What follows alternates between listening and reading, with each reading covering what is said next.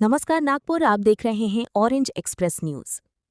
नागपुर में मुख्यमंत्री देवेंद्र फडणवीस ने शासकीय परियोजनाओं का निरीक्षण करते हुए कहा कि वे नागपुर मेडिकल, मेयो कॉलेज, क्रीड़ा संकुल और जिलाधिकारी विभागीय आयुक्त कार्यालय जैसी सभी निर्माणाधीन परियोजनाओं का दौरा कर प्रगति की समीक्षा कर रहे हैं।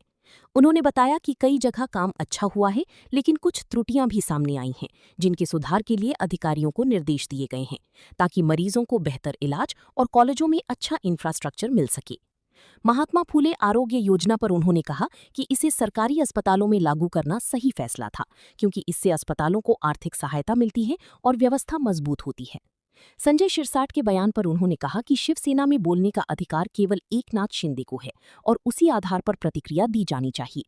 भगवंत मान की वीडियो पर उन्होंने कहा कि उन्हें पूरी जानकारी नहीं है, लेकिन जो देखा वो सामान्य नहीं लगा। हालांकि बिना पुष्टि कुछ कहना ठीक नहीं होगा और ऐसे आरोप गंभीर होते हैं।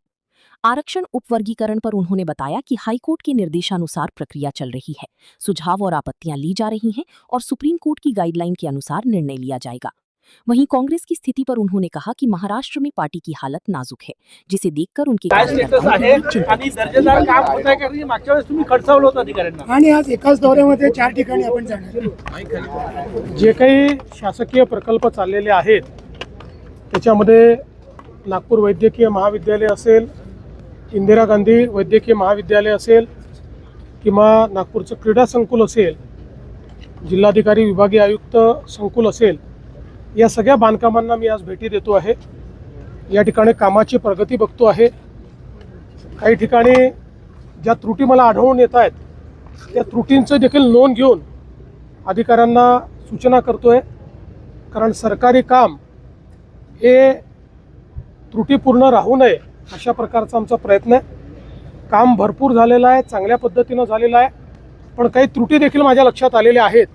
त्या मी PWDचे लक्षात आणून दिले आहेत, मेडिकल एज्युकेशनचे लक्षात आणून दिलेले आहेत। त्या त्रुटी पूर्ण करून जे पेशंट्स आहेत त्यांना दर्जेदार अशा प्रकारचा या ठिकाणी चिकित्सा मिळाली पाहिजे आणि जे कॉलेजेस आहेत त्या ठिकाणी चांगलं इन्फ्रास्ट्रक्चर आणि चांगलं शिक्षण झालं पाहिजे।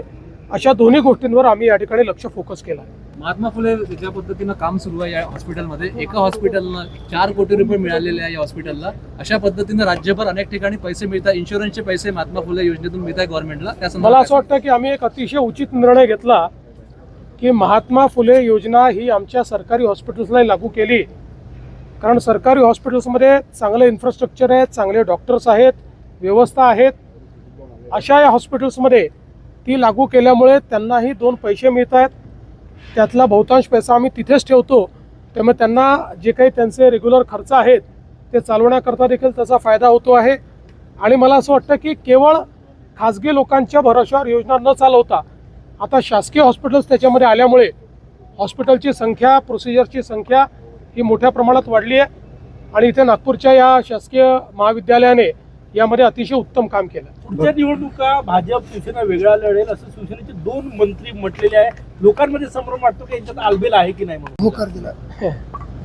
मला असं वाटतं की शिवसेनेमध्ये बोलण्याचा अधिकार हा केवळ एकनाथ शिंदेजींना आहे। एकनाथ शिंदेजींनी जर काही एखादं स्टेटमेंट त्या ठिकाणी दिलं तर मला तुम्ही त्याच्यावर विचारलं पाहिजे। याच्या संदर्भात तुम्हाला विचारायचं स्पोक्सपर्सनला विचारलं। त्याच्यावर माननीय उच्च न्यायालयाच्या न्यायाधीशांना, निवृत्त न्यायाधीशांना 1 मॅन कमिटी नेमली होती, त्यांनी त्यांचा प्रस्ताव दिला।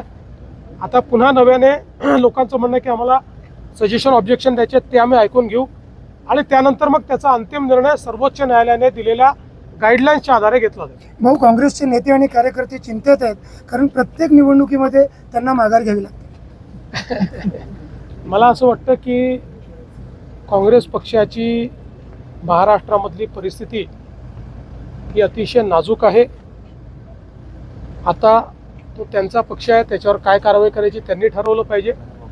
पण एक बाहेरचा पक्ष म्हणून देखील मी जेव्हा पाहतो त्यावेळी इतक्या जुन्या पक्षाची अवस्था पाहून मला असं वाटतं की निश्चितपणे त्यांच्या कार्यकर्त्यांची क्यू करावी अशीच परिस्थिती आहे। प्लीज जे काही शासकीय प्रकल्प चाललेले आहेत त्याच्यामध्ये नागपूर वैद्यकीय महाविद्यालय असेल, इंदिरा गांधी वैद्यकीय महाविद्यालय असेल किंवा नागपूरचं क्रीडा संकुल असेल, जिल्हाधिकारी, विभागीय आयुक्त संकुल असेल, या सगळ्या बांधकामांना मी आज भेटी देतो आहे. या ठिकाणी कामाची प्रगती बघतो आहे. काही ठिकाणी ज्या त्रुटी मला आढळून येत आहेत, तर त्रुटींचं देखील नोंद घेऊन अधिकाऱ्यांना सूचना करतोय. कारण सरकारी काम हे त्रुटीपूर्ण राहू नये अशा प्रकारचा आमचा प्रयत्न आहे. काम भरपूर झालेलं आहे, चांगल्या पद्धतीनं झालेलं आहे, पण काही त्रुटी देखील माझ्या लक्षात आलेल्या आहेत. त्या मी पीडब्ल्यूडीचे लक्षात आणून दिल्या आहेत, मेडिकल एज्युकेशनचे लक्षात आणून दिलेल्या आहेत. त्या त्रुटी पूर्ण करून जे पेशंट्स आहेत त्यांना दर्जेदार अशा प्रकारचं या ठिकाणी चिकित्सा मिळाली पाहिजे आणि जे कॉलेजेस आहेत त्या ठिकाणी चांगलं इन्फ्रास्ट्रक्चर आणि चांगलं शिक्षण झालं पाहिजे. अशा दोन्ही गोष्टींवर आम्ही या ठिकाणी लक्ष फोकस केलं. महात्मा फुले ज्या पद्धतीनं काम सुरू आहे या हॉस्पिटलमध्ये, एका हॉस्पिटलनं 4 कोटी रुपये मिळालेले आहे या हॉस्पिटलला. अशा पद्धतीनं राज्यभर अनेक ठिकाणी पैसे मिळतात, इन्शुरन्सचे पैसे महात्मा फुले योजनेतून मिळतात गव्हर्नमेंटला. मला असं वाटतं की आम्ही एक अतिशय उचित निर्णय घेतला की महात्मा फुले योजना ही आमच्या सरकारी हॉस्पिटल्सला लागू केली. कारण सरकारी हॉस्पिटल्समध्ये चांगलं इन्फ्रास्ट्रक्चर आहे, चांगले डॉक्टर्स आहेत, व्यवस्था आहेत. अशा या हॉस्पिटल्समध्ये ती लागू केल्यामुळे त्यांनाही 2 पैसे मिळत आहेत. त्यातला बहुतांश पैसा आम्ही तिथेच ठेवतो, त्यामुळे त्यांना जे काही त्यांचे रेग्युलर खर्च आहेत ते चालवण्याकरता देखील त्याचा फायदा होतो आहे. आणि मला असं वाटतं की केवळ खासगी लोकांच्या भरोश्यावर योजना न चालवता आता शासकीय हॉस्पिटल्स त्याच्यामध्ये आल्यामुळे हॉस्पिटलची संख्या, प्रोसिजरची संख्या ही मोठ्या प्रमाणात वाढली आहे. आणि इथे नागपूरच्या या शासकीय महाविद्यालयाने यामध्ये अतिशय उत्तम काम केलं. पुढच्या निवडणुका भाजप शिवसेना वेगळा लढेल असं शिवसेनेचे 2 मंत्री म्हटलेले आहे. लोकांमध्ये संभ्रम वाटतो की यांच्यात आलबेल आहे की नाही म्हणून. कोण मंत्री म्हणाला सर? शिरसाट आणि उदय सावंतांनी त्याला दुजोरा दिला. मला असं वाटतं की शिवसेनेमध्ये बोलण्याचा अधिकार हा केवळ एकनाथ शिंदेजींना आहे. एकनाथ शिंदेजींनी जर काही एखादं स्टेटमेंट त्या ठिकाणी दिलं तर मला तुम्ही त्याच्यावर विचारलं पाहिजे. याच्या संदर्भात तुम्हाला विचारायचं स्पोक्स पर्सनला विचारलं. भगवान मान जो विधानसभा में दारू पी के आए थे, ऐसा आरोप हुआ था, कैसे देखते हैं इस तरफ? ठीक है, मुझे इसकी जानकारी नहीं है, लेकिन वो वीडियो जो मैंने देखा उस वीडियो में वो नॉर्मल तो नजर नहीं आ रहे थे. चूंकि मेरे पास अभी उसकी पुख्ता जानकारी नहीं है तो उसको पुष्टि करना ये ठीक नहीं है. पर अगर इस प्रकार के आरोप लगते हैं तो बहुत गंभीर है. काँग्रेसचे नेतेच का जे उपवर्गीकरण होतं त्यावरून अनेक संभ्रम आहे मंत्र्यांमध्ये देखील नागरिकांमध्ये देखील आहे. सरकारची त्या संदर्भात सगळ्यांना आपण ऑब्जेक्शन करता वेळ दिलेला आहे. हे जे वर्गीकरण आहे सर्वोच्च न्यायालयाच्या आदेशान्वये होत आहे. त्याच्यावर माननीय उच्च न्यायालयाच्या न्यायाधीशांना, निवृत्त न्यायाधीशांना 1 मॅन कमिटी नेमली होती. त्यांनी त्यांचा प्रस्ताव दिलाय.